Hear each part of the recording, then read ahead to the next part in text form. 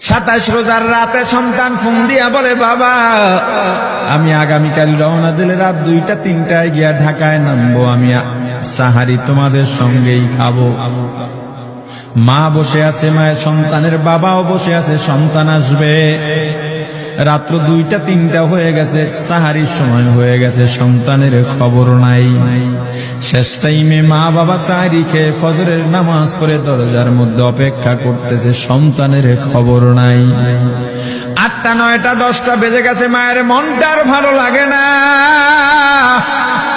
স্বামীকে ডেকে বলে, স্বামীরে আমার সন্তান কই, আমার মনটা ভালো লাগে না, একটা ফোন লাগাও। স্বামী ডাক দিয়া বলে, চিন্তা করো না, ঈদের সময় যানজট থাকতে পারে, চলে আসবে। কিছুক্ষণ পর বাবার মনটাও ভালো লাগে না, বাইরে নেমে পায়চারি করতেছে। হঠাৎ করে একটা ফোন চলে আসছে, সন্তানের ফোন দেখে বাবার সে কি আনন্দ। ফোন রিসিভ করে যখনই সালাম দিল, অপর প্রান্ত থেকে সালামের উত্তরে সন্তানের কণ্ঠ পাওয়া যায় না। বাবা ডেকে বললেন, বাবা তুমি কে? এটা তো আমার সন্তানের কণ্ঠ নয়, তবে মোবাইলটা আমার সন্তানের। ওপার থেকে ডাক দেয়া বলে, আপনি কি এই লোকেই মোবাইলওয়ালার বাবা? বলে, হ্যাঁ। আপনি এখনো বাড়িতে কি করেন? আপনার যেই সন্তান ঢাকা থেকে গাড়ি নিয়া 2500-এর দিকে রওনা দিয়েছিল, ওই গাড়িটা 2500 পৌঁছতে পারে নাই। পথিমধ্যে সংঘর্ষে রাস্তার মধ্যে অনেকগুলো মানুষ মারা গেছে, অনেক যুবকও তার মধ্যে আছে। রাস্তার পাশে সাদা কাপড় দিয়া ঢাকা। দেখেন আপনার সন্তান এই লাশের মধ্যে আছে কিনা। মোবাইলটা আমি রাস্তার পাশে পড়ে পাইলাম। বাবা পাগলের মতো একটা দৌড় দিছে। মা মনে করছে সন্তান বুঝি কাছাকাছি চলে আসছে। অন্যান্য সন্তানদের ডাক দেয়া বলে, তোরা কে, কোথায়, এদিকে আয়, তোদের ভাই বুঝি কাছাকাছি আসছে। আমার কলিজার টুকরা সন্তান, তোর বাবা যে আগায় আনতে গেছে, তাড়াতাড়ি নতুন চাদর বিছা, বালিশের কভার গুলো খুলে নতুন কভার লাগা, পানি গরম বসা, আমার সন্তান এসে গোসল করবে। আহারে সবাই ফুলের মেলা, ফুলের তোড়া নিয়ে অপেক্ষা করতেছে। 4টা বছর কলিজার টুকরা বাড়িতে নাই, বিদেশ থেকে আসবে। বাবা স্পটে গিয়া দেখেন অনেকগুলো লাশ, সাদা কাপড় দিয়া ঢাকা। একটা একটা মাথার উপর থেকে কাপড় উঠান আর কৌতূহল বাড়তেছে, কাপড় উঠান আর কৌতূহল বাড়ে। হঠাৎ তাকায় দেখে কলিজার টুকরা সন্তান লাশের মিছিলে শামিল হয়ে গেছে। বাবা সন্তানকে ধরে কাঁদেন আর বলেন, বাবা এত আদর আপ্যায়ন তোর জন্য, এত প্রস্তুতি রে বাবা।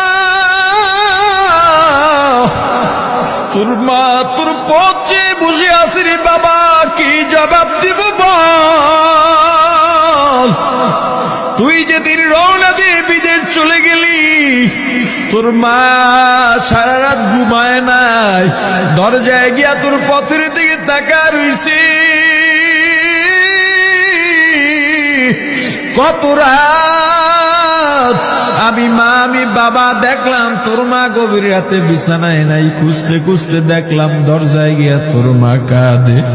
কত রাত তোর মা তোর জন্য নামাজ পড়তে পড়তে রাত্রটা নির্ঘুম কাটায় দিছে রে বাবা। কত রাত তোর মা তোর জন্য দোয়া করতে করতে নির্ঘুম রাত্র কাটায় দিছে। এই 4 বছরে 8টা ঈদ, ঈদের সময় আমরা নতুন কাপড় কিনছি, নতুন কাপড় পরছি। তোর মায়ের জন্য আমি নতুন শাড়ি এনে খাটের উপরে রাখলাম।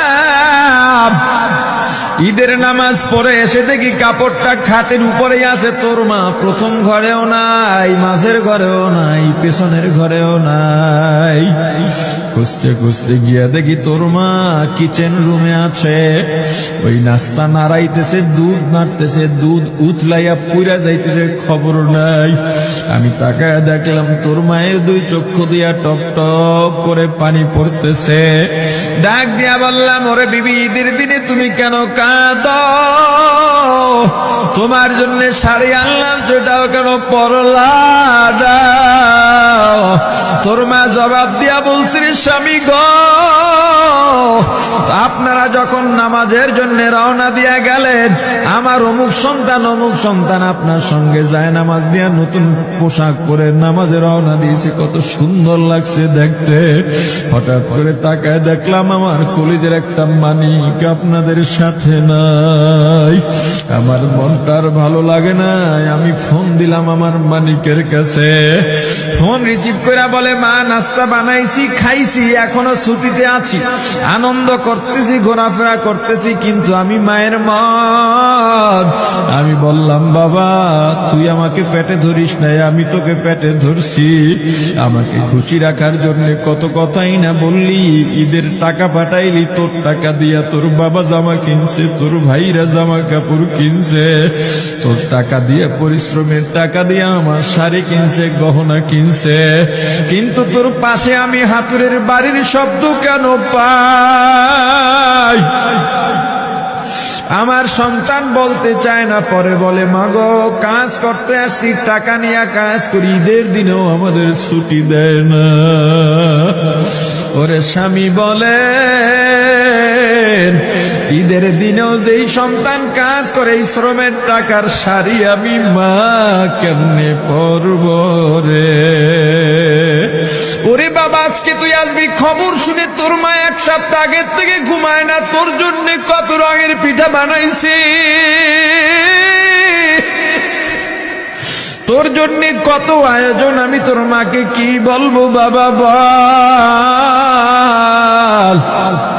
বাবা সন্তানের লাশ অ্যাম্বুলেন্সে উঠে বাড়ির দিকে রওনা দিছে।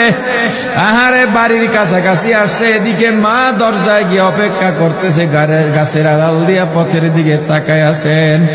দেখেন একটা গাড়ি আসতেছে, মায়ের সে কি আনন্দ, বাড়ির মধ্যে দৌড় দিছে, তোরা কই তাড়াতাড়ি আয়, ফুলের মালাগুলা নিয়ে আয়, গাড়ি এসে পড়ছে। বাড়ির দরজা দিয়ে যখন অ্যাম্বুলেন্সের হরেন দিয়া ঢুকতেছে, হুইসেল দিয়া ঢুকতেছে, মা একটা চিৎকার দিছে, ওরে এই মরণ গাড়ি আবার বাড়ি কেন, কার কপাল পুরুষে?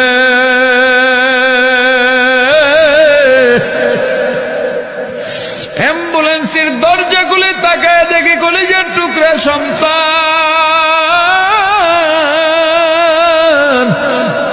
এমন ঘুমাইছে, আর জীবনেও উঠবে না।